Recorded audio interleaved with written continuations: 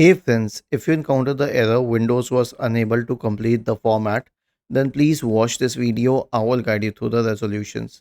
Now, the first case will be if the drive is locked.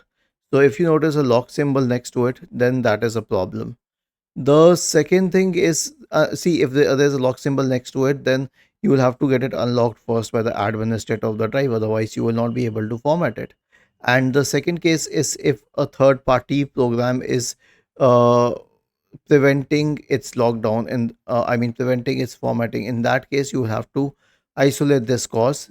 For this, you'll have to perform a clean boot on your system. Search for system configuration in the Windows search bar and open system configuration.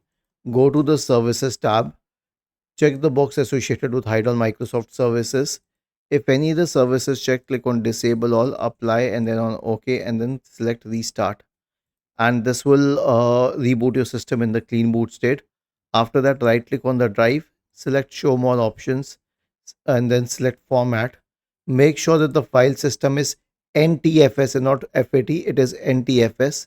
And then you can make sure that quick format is checked, and then click on start, and then click on OK. The format will go through. Was this helpful? If yes, then please subscribe to the channel. If not, then let us know in the comment section of the video on how we could help you further. Thank you for watching this video and have a nice day.